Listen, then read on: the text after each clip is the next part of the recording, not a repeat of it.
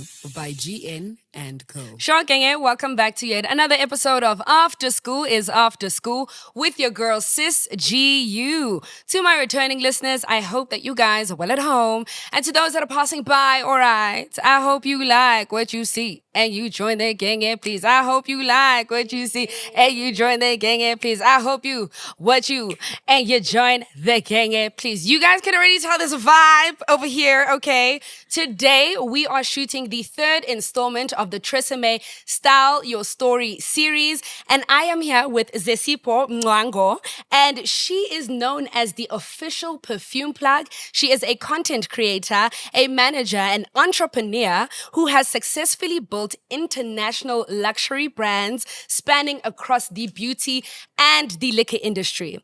Inspired by her curiosity and appreciation for perfumery and a passion for pop culture and social media, I know that's right. period, the Official Perfume Plug was born. The Official Perfume Plug community and platforms continue to grow as South Africa's largest and official fragrance-loving community.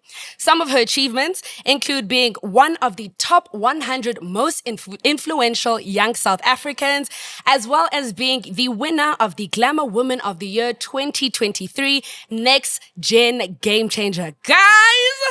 I feel like we have a star with us today. Zesipho, how are you? I am so happy to be here with you. Thank you so much. This feels like the cherry on top of the most beautiful Glamour Women of the Year experience at TRESemmé. I think that I could not have done it better than sitting here with you and reflecting on the journey so far. Of course. So I'm so happy that we get to be here together. Thank you. I'm so excited for today's conversation. But before we get into it, I do have to ask, okay? I'm going to ask her for two photos. One where you absolutely loved your hairstyle and you knew I was eating, I was slaying, it was my day. Left no crumbs. Yes. 10s across the board. Yes. And one where you're not so proud of the hairstyle that you rocked on that day. It can be a bit of a throwback because I can see bad hair days don't know your name anymore. You're in a better place. Not with TRESemmé, child. Never with TRESemmé. TRESemmé got me, child. Yes. So let's start with the photo where you absolutely loved your hairstyle. And give me the story behind both. What were you doing? What was the occasion? The one where All I of that. absolutely loved my hairstyle. Yes. Has to be my fade.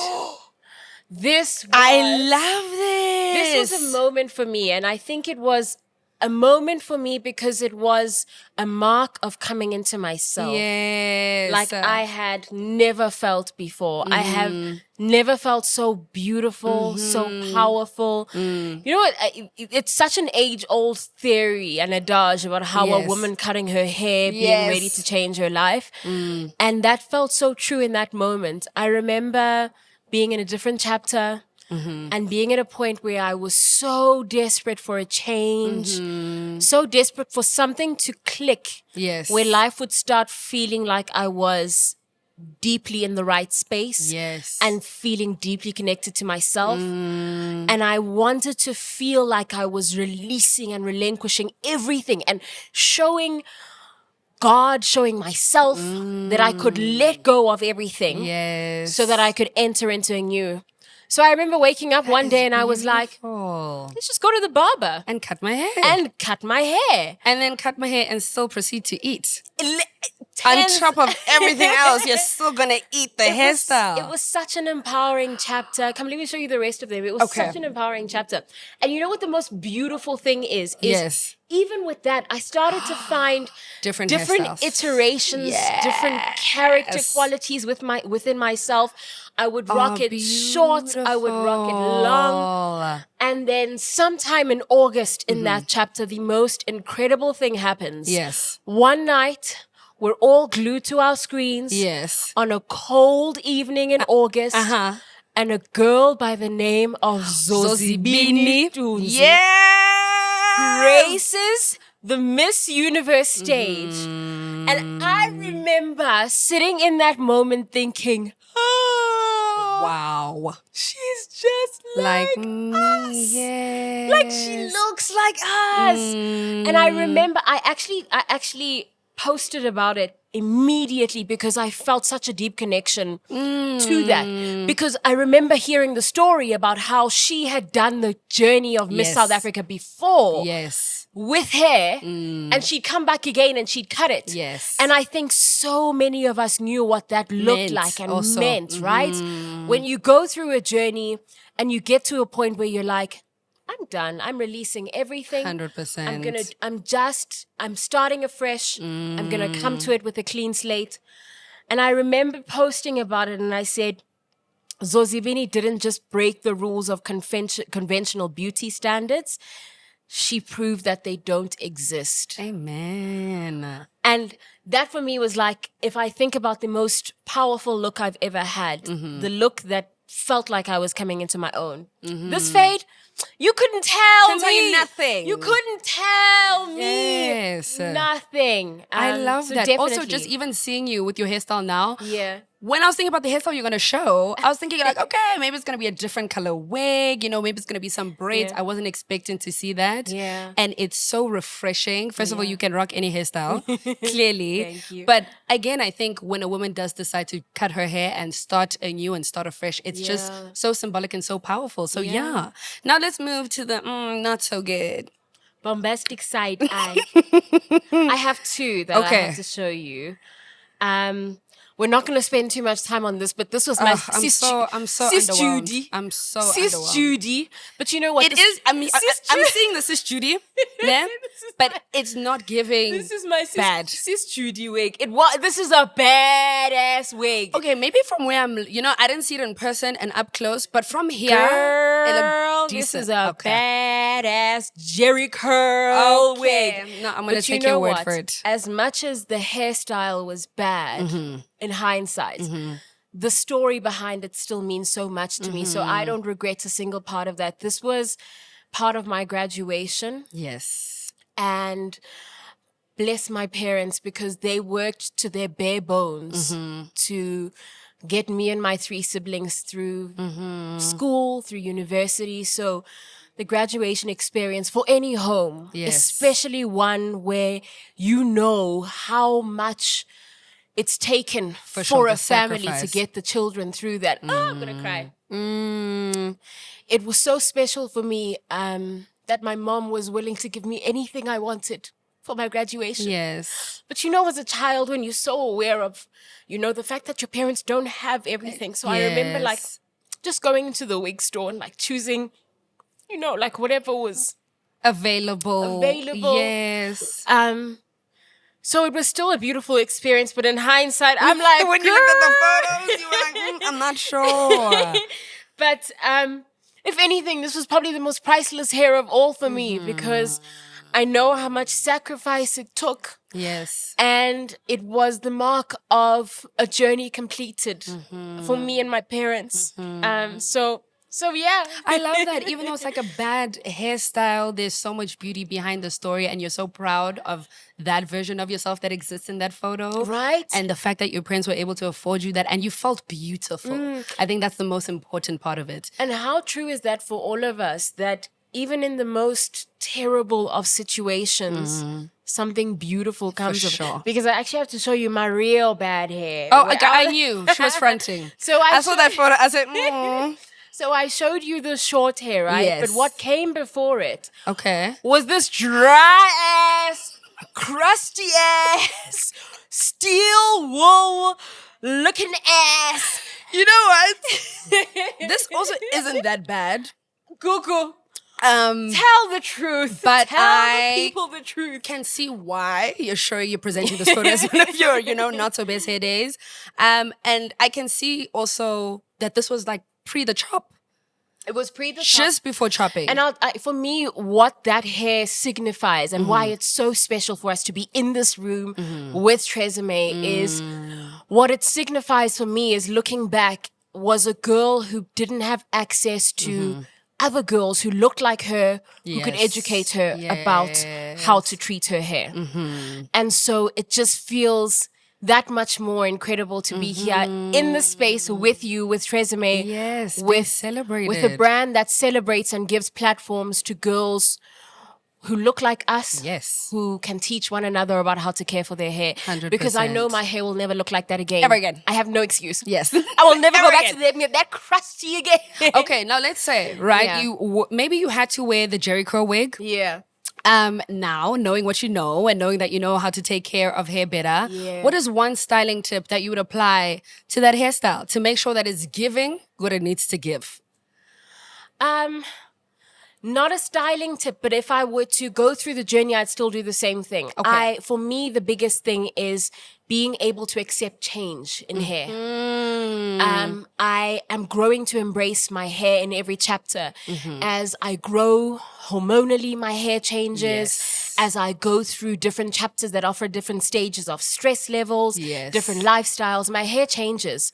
And so if anything, what I'm becoming more comfortable with and what I'm constantly training myself to do is to embrace whatever my hair needs in that chapter. If my hair is fundamentally not growing well enough, I embrace the opportunity to chop it off and allow it to start again and grow it from a better place where I treat it better, where I offer it the nutrients it needs, where I offer the treatment it needs, where I visit the Giving it the salon. time that it Exactly. So needs. I think more and beyond than just a particular styling tip, for me, it's about a mindset Okay. of allowing my hair to go through the change it needs Yes. to match In the whatever season, season. to match the season, Yes. season I'm in. That for me is the most important journey I think I've had with my hair. I absolutely love that. Just Yeah. giving your hair what it needs in whatever season and space it's in will help it, grow, look beautiful because you're Yeah. meeting its needs at that time. You spoke now just a little bit to the fact that you went to university and your parents got you through that. So I'm curious to learn more about the journey, to becoming the official perfume plug. Where did you go to school? So I went to school in Durban. I'm Okay. a born Oh, and- you're Durban! I'm a born and bred Durban girl. Yes! I'm also born in Durban. Really? Yes. I'm a born and bred Durban girl. My parents are still there. Do you still have family there? I do. Okay, so I you still do. go home for Christmas, as for often as I can. holidays. Yes. Best place on earth. Best place on earth. People are beautiful. Kuyashisa. Yes, The sun is abana always stress. out. Kupoliwe. Yes. So I'm a born and bred Durban girl. Okay. I studied in Pretoria. The Okay. University of Pretoria was my home for 3 years. Okay. Where I did my BCom in marketing management. So I'm a marketeer by profession. Yes. I love brands. Uh-huh. And my love affair with brands was very clearly in the beauty space. Okay. Right from the onset. I remember meeting my first year roommate in varsity, and she asked me, what am I here to do? And I remember just being so clear to her in the answer of saying, I am here to get a marketing degree, and I am then going to work in the beauty industry, and I'm going Yes. to be a part of igniting and creating beautiful brands in the South African beauty landscape. The level of clarity I had, not having stepped into a single marketing lecture, not having written a single Day one, stats Baba, you exam. knew. But that is for me the most beautiful crystallization of what it looks course. like when you set an intention, when you have a bullseye focus, and not a damn thing in the world Can come against that. can tell you otherwise. Yes. I'm from a marketing family. Okay. I like to say marketing is in my DNA. All three of my older siblings are all marketeers. Okay. Far more brilliant and established than I am. All marketeers who I look up to, but it feels like it quite literally is in my blood to build Yes. brands that make consumers feel something. Yes. That make consumers feel represented, that tell Yes. stories. Yes. So I literally started my career in the beauty industry. Okay. And fell in love with iconic brands and brands that made women feel represented. And I think that was the niche I found myself in. That was the purpose, the sweet spot for me. It was like the joy and the juice every day for me was Yes. the thought of building brands that democratized beauty. I relished in that I was working on these brands that at one point felt inaccessible, felt impenetrable, had like these impenetrable Walls up, walls yeah. up And I was part of making them tell stories that started to make more women feel seen in them. Yes. And then I hit a curveball. Okay. Which I don't think I've ever spoken about on a platform. So here's the tea. Prepare.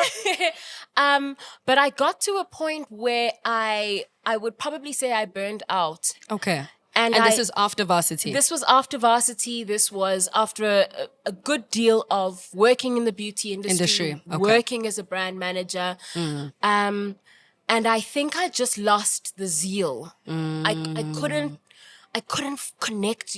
You know when you feel like you're on autopilot doing something, and I felt like a paper pusher, and I couldn't find the thing that was igniting me. I knew how to define it. I knew that I still wanted to work on brands that made people feel seen, on brands that felt aspirational, but somehow I was able to be part of brilliant marketing teams that created stories that connected them, these brands, to consumers. But I wasn't getting that anymore. And so I did what in hindsight, or to anyone in that space, looked crazy. Because everyone was like, you have got like the dream career. For sure. Any girl you should be happy and satisfied. Like that statement from The Devil Wears Prada, it's the job a million girls would kill for. Yes. I felt like I had built a LinkedIn profile of all of those. And I was comfortable. And for me, comfort is a slow death. I feel uncomfortable when I feel comfortable. It kills me. It's a slow death when I feel like I know what the next move is. Yes. When I feel like I can easily flow through a space. I love the feeling of feeling like, am I gonna make it? what am I doing Am I here? not gonna make it? And I love the feeling of feeling like I'm going to need to lean on the people around me here because I have no idea what I am doing. Yes. And so I took a big leap. Okay. And I left the beauty industry. Okay. Still in marketing, but I moved into liquor. Still on aspirational brands, girl. Yes. Because I love a good luxury brand. Yes. And I love brands that help people dream. And I love brands that inspire people. So I moved into the luxury space, but despite having moved, I still had this itch about something else, fragrance. And I recognize now why the itch was still there was because as an outsider looking into the beauty industry, it felt like skincare and hair care had come strides in as far as their democratization. You have incredible brands like TRESemmé who literally give platforms to women who look like us, women who represent an everyday consumer. But there was something that irked me about fragrance. Very inaccessible. Completely inaccessible. And in fact, what it was the last frontier of the beauty industry that still prided itself on being exclusive and exclusionary. And of course, for me, like, as the one who loves the thought of pushing the envelope just a little bit, I thought, what would it look like if someone who looked like me started to tell people who looked like us what it meant to appreciate a fragrance. Because no one had done that in a language that we spoke. And by language, I don't mean vernacular. I mean, for sure, I create fragrance content in vernacular, which makes people go, wow, that's did crazy. she just talk about... But what it really was just a desire to speak to people in words that felt more familiar. To make the conversation of fragrance feel more empowering, to make it feel more accessible, so that people could walk into spaces like this and not feel daunted, and not feel like they don't belong. Because I think if that is the case, then is it a beautiful product? Is it a beautiful brand if no one feels like they can really appreciate or belong in there? So for me as a content creator, that's how the Official Perfume Plug came about. And I think if anything can be taken away from my story, it's that there are no mistakes on the journey. every single aspect of my career was leading me to the journey. Every single aspect of my career was leading me to the path of becoming an official perfume plug, becoming the official perfume plug, becoming a content creator. And I'm sure you feel the same, right? 100%. Are there aspects of your journey that you look back on now and you're like, it had to happen? I say this all the time on my podcast episodes, but I'm now at a place in my life where I understood why I went through the things I went through. Yes. And I'm starting to understand the impact that it had on me and the shaping that was being done in those seasons for me to be the person that I am now, for me to have the platform that I am now, for me to be able to have a conversation with you. So I wholeheartedly resonate with that in knowing that everything that happened, everything you went through, everything you learned, every mistake you made was gearing you up for such a time in your life. I believe in women's rights and women's wrongs. Yes. So all of the rights that we've been through and all of the wrongs were so darn necessary. They were so darn necessary because they literally brought you and I to the space For sure. where you are a groundbreaking broadcaster, and I ended up as a brand manager turned content creator. I mean, what a thing that 5-10 years ago we would have never dreamed. Never. Ever. Look at us. Look at us now. Yeah, things are working out. Yes.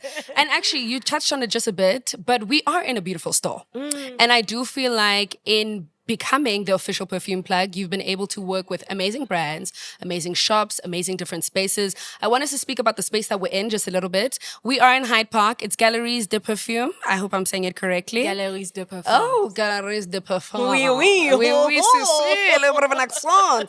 Yes. So I know that this is a bit high end, but speak to me about the store. Speak to me about the fragrances. Speak to me about how a store makes you feel. All of that. I mean, you saw it when I walked in here, guys. Right? She walked in. Okay, first of all, she comes in with the biggest smile, greets everyone in the room, and you can tell she is just so excited and happy to be here.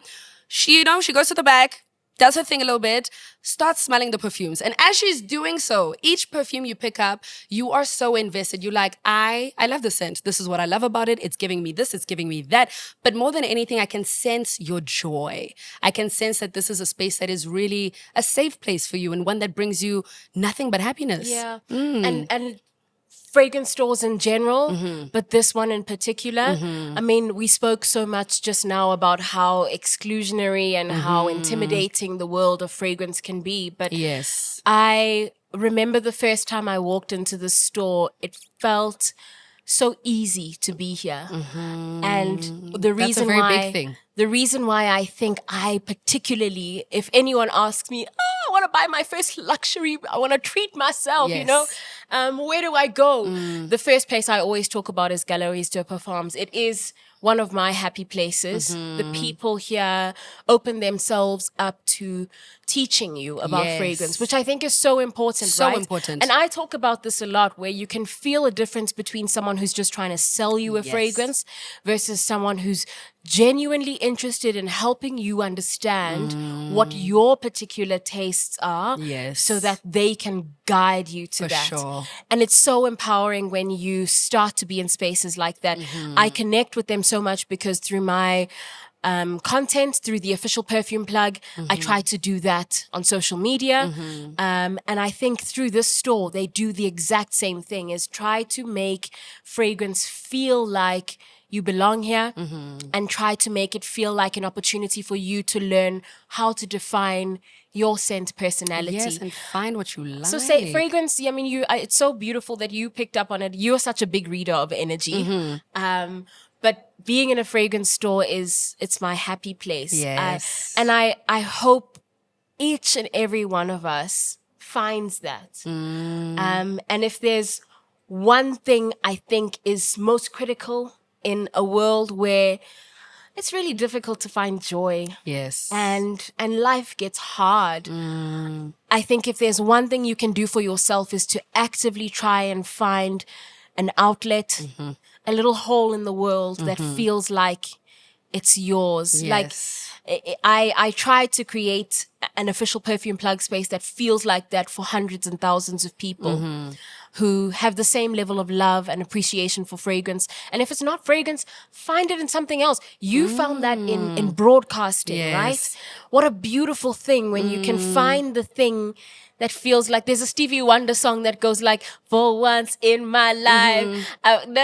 Okay, hold on. How does He the goes, chorus go? For once in my life. Uh-huh. And he goes, and my favorite part was he says like, for once in my, oh my gosh, you're going to need to edit this out. He says something like, this is mine, you can't take it. Yes. And I think, whoa, I just had an aha moment. I think that's what the official perfume plug is It's supposed for to you. feel like for me Yes. and for the community, is in a world where fragrance is technically so inaccessible still, to have a little space where it's like, this is mine. This is mine. You can't take it. You can't take it. No one can take it. Yes. This is our little thing. Like, we Yes. built this. There's no wee ho ho French person who can make us feel like we don't belong. 100%. It's our little thing that we created. And this store, and fragrance stores in general, I think for me are my little A bit of thing a happy place for that you. no one else can take from me. Yes. And I think equally, we were chatting about the journey, is I was so desperate to find something that I could define myself with outside of work. And if there's one hope I have for our generation, oh, sad generation, sad generation. What do they say about us? Or so many things. We're a sad generation with beautiful photos or Yes, beautiful yeah. Instagram pictures or something, right? Yeah, I think that we're just very out of touch with reality, or rather, people are very good at making things seem a certain way when they aren't, Right. and there isn't so much of an emphasis on your internal Yes. happiness and being content in your life. Yes. I think one of the ways to unlock that is to find a sense of joy and something that defines you Yes. outside of a 9 to 5. Yes. For me, that came from a place of recognizing that we spoke about being burned out. And a lot of that happens when you invest so much of your sense of self and how you affirm yourself, how you define yourself by a LinkedIn profile. Because I'd become very good at that, right? And I know a lot of people can relate to that. When you feel like you've reached a certain level of success, Yes. it becomes very easy to define yourself by an email signature. And I think what I wanted was to find something that I could introduce myself as other than my email signature. Yes, and something that meant so much to you and something you've grown to really enjoy. And I think it's been amazing to see that not only have you been able to grow your social media platforms and your Yeah. community, you've been doing incredibly well, so much so that you were nominated for a segment in the Glamour Women of the Year 2023 Awards. I want to know, where were you when you got the nomination and what were you feeling? Yeah, this is such a funny story. I was standing in my kitchen Okay. after a gym session. Yes. And funnily enough, my parents were visiting that week. And I was telling everyone I'm at the stage of parenting my parents. Yes. So my hands were full with my 2 kids. It was the most blessed time having them around. And I'm convinced that their presence unlocked a blessing. And For I remember sure. lying in bed before gym like, do I really Have need to to go? Yes. And I went, but I remember saying before, so I do a devotional before I start my day. And as I was doing my devotional, a crazy thought came to me and I was like, Lord, please send a life-changing email today. Have you, Yes, you know when I you do have that? said that prayer so many times.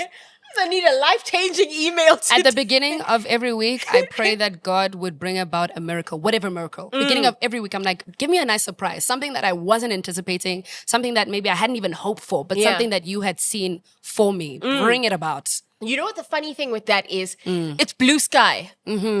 It could be, Yes. it could be a miracle of finding the freshest grapes on the For shelf, sure. or it could be a miracle of an email that changes the trajectory of your career. Yes. And I think it's so beautiful, that statement of like opening yourself up to the blessing is so open-minded. So I distinctly remember that morning, I was like, oh, I hope there's a life-changing email that comes through. Yes. And I went to the gym, and I obviously came back, and I'm standing in my kitchen making breakfast for my 2 65-year-old children. Yes. And I start going through my mails, and I'm like, Yeah. I can imagine the shock, the and I'm disbelief. reading through this email like, there is No ways. way. Absolutely no way.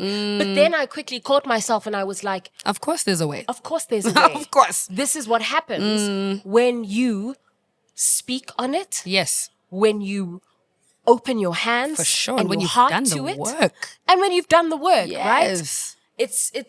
This is what happens when you've put in enough consistency for the thing that you've been working on to be blessed.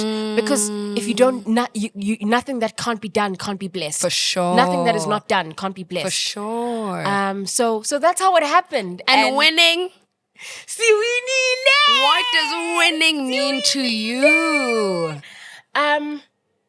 For me, to be honest, and when I would say this to people, they thought I was being pessimistic. Okay. But just being nominated Was enough. Because did you I see? get that. Did you see? Maybe it's when I saw the category, I saw everything. You know what? When I saw the caliber of women who were in that category, for me, I was cool with just being nominated. I was at peace with it. I looked at that category and I said, it is well. I was so at peace with it. But every time I would say, if I win to as I was speaking online with the Official Perfume Plug community, everyone would say, you know what, when you win. When, And what that unlocked in me, which will never be the same again, was a sense of realization in how powerful it is to have a community of people who believe in you. You know what that feels like, right? For sure. Where when you're doubting yourself, or when you think you've only taken it this far, Yes. you come online and you realize there are thousands. You realize you're not just doing it for yourself. Yes. You're doing it for everyone who believes in you, everyone who looks up to you, everyone who looks like you. Yes. You are doing it for a community at large. What you are doing stands for so much more than you just winning an award. It's you making other people realize that if they put their minds to it, if they pray over something, if they have a passion and they are relentless about that, it will come to pass. Yeah. I was saying to someone, I am starting to enter a chapter of, and long may it last, but I'm starting to enter a chapter of feeling successful. And not by monetary standards. What I'm becoming hyper aware of is that my definition of success is becoming a lot clearer, and it's changing for me. Absolutely, my definition of success one day will look like the size in square meters of my walk-in closet. But my definition of success has been crystallized into 4 things right now. The first is starting and finishing things. I feel incredibly successful. I needed to hear that. Oh, yes. I'm gonna need you to take that into subbing me. Put that in this kaftan and sleep on it. 100%. But the awareness of the fact that I start things and I finish them. The awareness of the fact that I do things that make my mother say, bless you. Ngiyabonga. When my mother says ngiyabonga mntanami. Yes. When she says inkosi kubusise mntanami. My source of validation is very clear. Yes. Where I derive affirmation from is very clear. And so it makes it very easy for me to not feel disappointed when I do not get affirmation from where I haven't defined to be where I need validation from. What was my 4th one? I wrote them down. Okay. Because I need to constantly remind myself of them. These things. When I feel like I'm not getting it, when I feel like there's a gap. So the first was finishing things I start. Yes. Discerning where my validation comes from and seeking it from nowhere else. My mom saying, God bless you when I do things for her and when I do things right.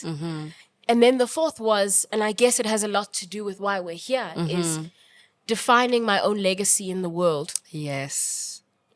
When I tell you my brain chemistry was altered and I don't know where it was, but my brain chemistry was altered by the realization that each of us as individuals can, to a large extent, define exactly who we want to be in the world. And if we commit enough to showing up as that, Yes. if we commit enough, the world will start responding by treating us as that. What a thing! What a thing! Right? And I think it sounds like common sense, but if we all just started showing up as the people we imagined ourselves to be. Yes. Girl, I put the official before Official Perfume Plug before anyone else had decided that I was official. Because I was like, 'Cause at you some knew. point, somebody was going to recognize this Yes. as South Africa's official fragrance platform. Before anyone else had said, You knew. I decided. Yes. Not that I decided. Yes. And I kept showing up that way until a community of hundreds of thousands of people. Yes. Until Glamour magazine. Yes. Until TRESemmé said, We see it too. yeah, another thing. Yeah, you do have that thing. And I do think you're right. There's a lot of power in knowing something for yourself and believing in it wholeheartedly. Yeah. And you force the people around you to believe it too, because I mean, there's no other reality other than what it is that you have said for yourself. When did you decide that you were Sis Googs? Like, when did you decide that you were the premier podcast broadcaster? Yes. When did you decide? When was the crystal moment for you? I honestly think it was just as I started my podcast. So I started on YouTube, and my YouTube community was, I was going to say pestering. That's a terrible word, but they were encouraging me. But honestly, relentlessly, under each video, start a podcast, Google, start a podcast. I had no care for podcasts. I didn't listen to them that much. And I started to do my research. And I guess when I started my podcast, it was the reception and realizing how many people believed in me in a moment where I didn't believe in myself. Yeah. And how much of my community saw me for who I am, saw me for my talents, saw me for my potential. So I think they helped me step into SysGU that much more. And the more I did the podcast thing, the more confident I became in sharing my story and hearing my voice and humanizing myself. For most of the things that I've been through was when I was like, okay, cool, being SysGU is my superpower. Like coming here and being able to have a conversation with a person such as yourself is something that I've really worked towards. I didn't have the confidence to do that before. I didn't have the self-belief to do these things before. And the more I show up, the better I get at it, you know? So I'm like, okay, girl, Yeah. I am SysGU and I shouldn't run away from being her. And I think that's something we often tussle with as women. You know, you don't want to be too strong, too independent, too outspoken, too much of all of these things. And I think I'd grown up at the time, like in a society which was very much like, okay, a woman shouldn't speak too much, you know, like you cannot be this outspoken, you cannot be all of these things. And I think that my community just allowed me to be. And in being myself, I realized how much power lies within me. Yeah. And also that like God is orchestrating my life and my story. So who am I to think small of myself when he has thought so much and so big of me? So yeah, I had to just step into it and believe it. Yeah. And I haven't turned back ever since. Hey Yeah. now. Yeah. Is this when you feel most powerful? 100%. When you're behind the mic? I shock myself every Yeah. episode. Yeah. Yeah. I think I always come in nervous. Really nervous for today, by the way. Very nervous. Unusually nervous, actually. Come on. Yeah, I don't know. I woke up being like, oh my goodness, I'm doing another episode. I'm not really sure. Like, will I be able to do this? And I spoke about you entering the store because as soon as you came in, it settled my nerves because I was like, I feel like I'm going to have a good gonna have some conversation fun. today. So yeah, I am my most powerful when I sit here. I shock myself. I sound confident. I sound sure. I'm very okay in the story and the life that I've lived and people hearing about my mistakes and all of that. So yeah, this is my favorite place to be, honestly. Do you ever feel like you take on a new persona? Do you unlock your Sasha Fierce behind the mic? So much so that sometimes when you're rewatching yourself, you're like, I can't don't believe even remember I said that. 100%. Yes and no, in that, again, I sound very confident and I think I just allow the Holy Spirit to really just speak through me. And I think that's where my confidence comes from. But there are also times when it's very daunting to be up here, you know, and the idea of sharing my thoughts in my life. And I think I used to have a lot of internalized shame for the things that I've been through.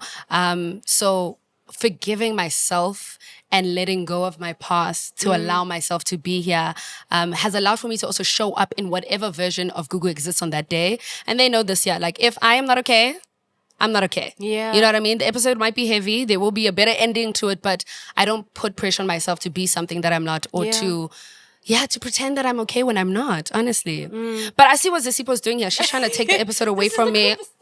Yeah, it is a conversation. But I have one more question for you before we wrap it up. Yeah. What tips do you have for those who are trying to discover their style and or find their place in the world? I've shared what my 4 measures of success are. They are the way I clearly define my being in the world.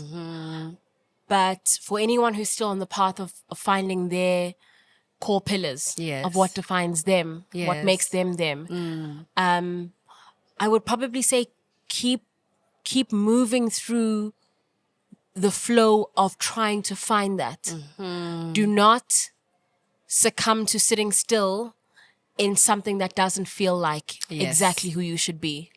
Because anyone trying to realize their truest, fullest potential by being anything other than Themselves. your true self, you will never unlock the thing that is inside you. For sure. You will never. And so I think if there's anything that you can do is to keep trying to figure out what doesn't feel right until you come to the thing that feels right. That does feel right. Whether it's a job, whether it's a hobby, whether it's relationships, whether it's communities, be open to saying no to the things that don't feel right until you find the thing that feels like a big glaring yes at you. But move through the world with a persistence of finding those things. Yes. Don't just coast by. Yes. Don't just go with the flow. Don't be passive. Don't be passive. Don't just choose the path of least resistance. Be comfortable to get uncomfortable until you find the thing that feels like home inside you and in the world that you live in. Yes. Does that make sense? Definitely makes sense. Beautifully answered. But that brings us to the end of our episode. I am a little bit bummed. I felt like I needed this conversation so much. So much of what you've said has really important to me. So I know that the people listening at home will definitely enjoy this episode and find something that resonates with them. But that is us, guys. Please make sure to follow her on all of her social media platforms. Join the community. Okay, we're smelling good this summer. You have no excuse. We have a lady over here who knows what's good and what's happening when it comes to perfume. So thank you again for your time, for your knowledge, and for your heart, honestly, just sharing your story. Thank you for having me. Of course. Anytime. Literally, would love to have you back any day, anytime. And follow the official perfume plug so we can have the most beautiful conversations about fragrance and feel empowered to learn more about how to use and appreciate and choose scents. Yes. And thank you to TRESemmé for creating this beautiful platform for us to have these kind of conversations. For sure. Because without them, I don't think that we have spaces like this to connect about our stories, about the things that make us feel powerful, about what it took to get there. For sure. Because, child, it took a lot. So this has been really, really special. Thank you. Yes, I love that. Guys, from us to you guys, I hope that you enjoyed this episode at home. Please make sure to like, share, and subscribe. Until next time, Genge.